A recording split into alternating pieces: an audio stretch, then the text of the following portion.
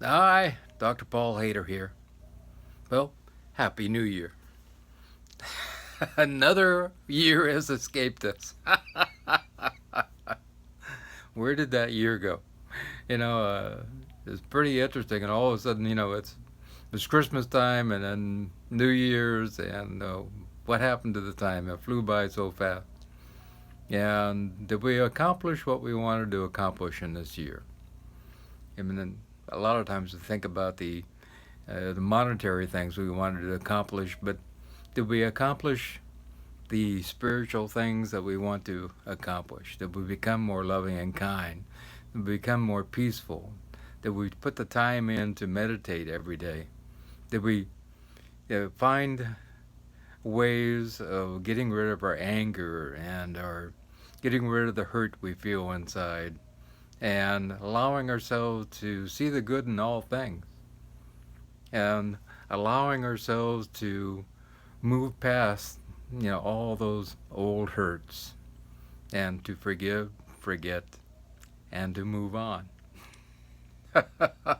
Those are the tough ones. And I think it's probably the most important things that we have to deal with in our life, because all those things are the undercurrent that make life happen the way we want it to happen or not. Especially, the forgive, forget, move on part. Now, I've seen this over and over and over again. In fact, I know a particular person I have in mind, and this person has not forgiven for years and years, and now she doesn't take care of herself. She has diabetes. She's been in the hospital, all kinds of things, and she just won't take care of herself because she really doesn't love herself, because she has all this anger and rage inside. And that's really sad. So, how can we have anything happen in our life if we have this undercurrent of anger and rage going on? It really doesn't happen, and it didn't happen for this particular person. And you probably know people like that, exactly, and we all do. And for us to have, we all have a little something going on. There's no doubt about that. And it is a lifetime process of digging in deep and allowing ourselves to come up with new resolutions, which we stick to, and allow ourselves to flourish in new, amazing ways. you know, the, I know a particular person who is in her 70s, and also she hasn't been exercising for a long time on a consistent basis, and all of a sudden she's decided, you know what, this is 10 years before I become 80, and when am I going to make my decision to stick to a physical routine of working out in some way? And so we have wake up calls that wake us up and they're like, wow, I need to do this. And either our body wakes us up, oh, I can't pick that little thing up, or I can't walk that far, or I have this ache in my back, or, there's no energy, or sometimes we have life wake us up, and sometimes things happen. We had a hurricane here that knocked everything down, a category 5, and that's a wake up call also. And what are we going to do next? It's about allowing yourself to plan. And those plans have to be put into a process where we implement them.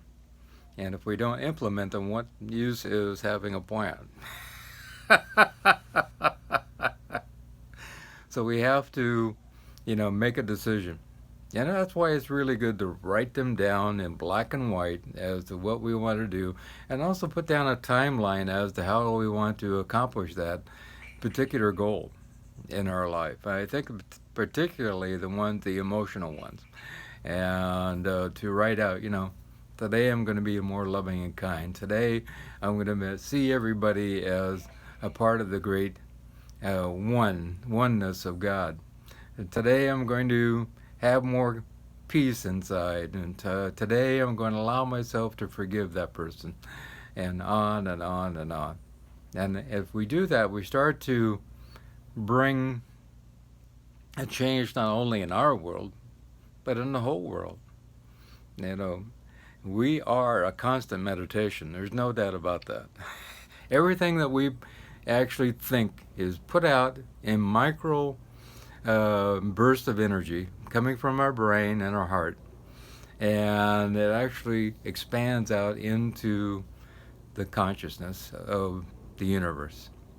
And so we are putting out information there all the time.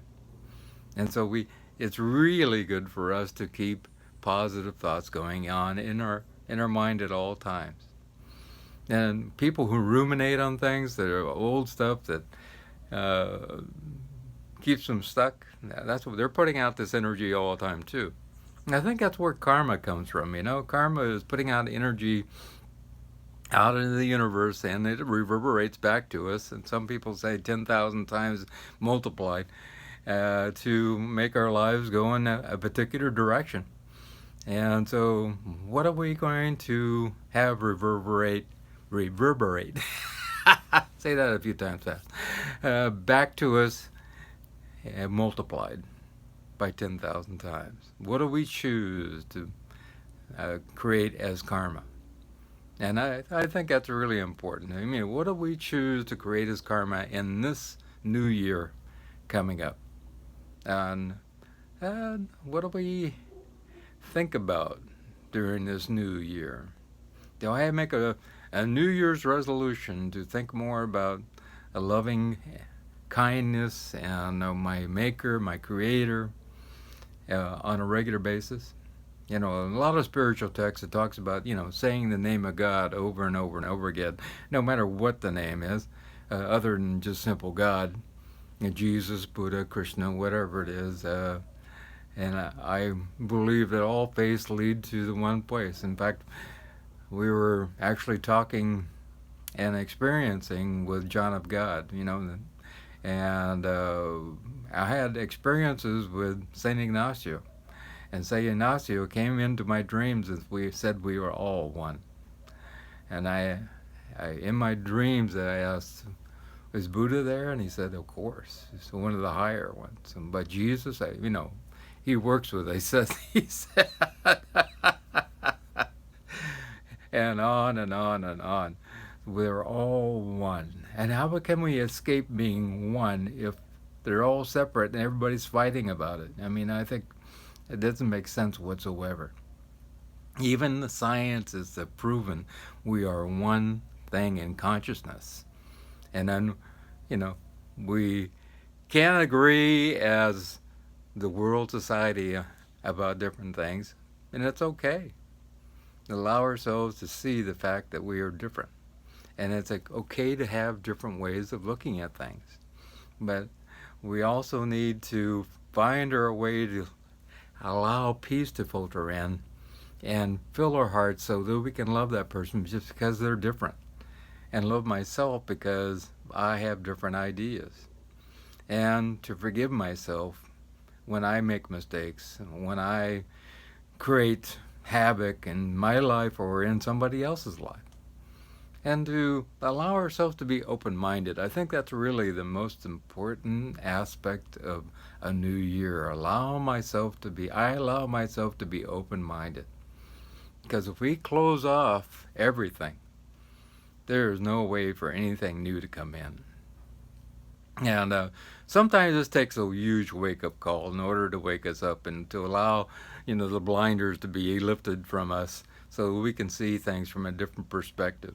Sometimes we have to get all the way down into the gutter, and at that point, there's nowhere you can go except up. And sometimes life brings around the 2x4 effect, whack. And it wakes us up and go, oh, okay, I need to see this from a new place, with new eyes, and be able to see things from a new perspective. It's kind of like having multiple sets of glasses. If I take this set of glasses and I put another set of glasses on top, and another one, and another one, and another one, and we have all these different glasses, and pretty soon I can't see a thing because, all that glass in front of me. And the same thing with our lives, we see things from, different points of view. Oh, there was the glass of anger. These are the glasses of envy, and these are the glasses of hatred, and these are the glasses of you know uh, not loving myself, and on and on and on. And then we finally start removing those, and we start seeing ourselves from a whole different perspective. And I think that's really important.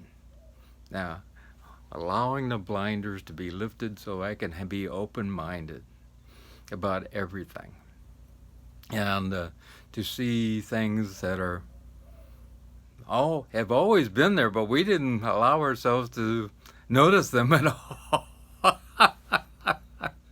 It's kind of like reading a book the second time and getting an aha the second time. Have you ever done that? Yeah, it's kind of like reading Paramahansa, books, and perhaps you didn't get it the first time, and then you come back. I've had a lot of people say that. I come back and read his book a second time, and I'm like, wow, I got it this time, because we were ready. And when we awaken ourselves, we allow ourselves to take off the blinders, then we see things that we didn't see before. So allow the blinders to be removed. And that would be one great goal for everyone. I allow my blinders to be removed so I can see things with an open mind and allow people to be who they are.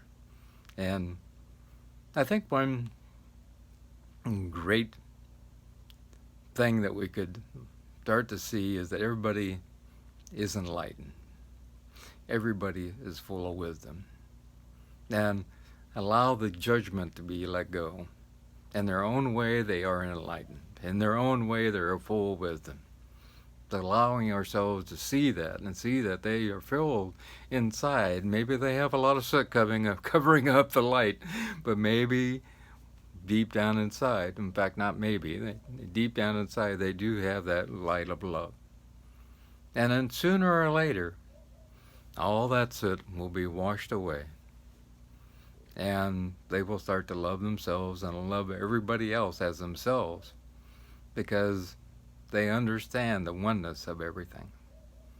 And that's what we're moving towards. And a new year will allow us to make these changes, allow us to make kindness a new beginning. And when I was in the mall the other day, and a little tiny kid, he must be 7 or so, 6 or 7, and he had a t-shirt that says, "Being kind is cool." Being kind is cool. Yeah, is that great or what? I think that's really interesting. When you start to see t-shirts talk about love, when you start to see t-shirts that talk about, being kind, I think the society as a whole is moving in a direction towards a more loving, gentle, kind way of being. And that's what we really need in this world. More love, I think John Lennon talked about in some of his songs, all we need is love. And if we just had a lot of love, everything in the world would heal itself. So I allow myself this year to be more loving and kind. And when I allow myself to be more loving and kind, I see everything from a whole different perspective, because I have changed. And so I see things through the glasses of love. And then, so things that we didn't see before, all of a sudden we see now. And I think that's one of the most important New Year's resolutions there could be. I allow myself to see everything with a viewpoint of love. And I am filled with love. And I allow myself to fill every part of my life with love.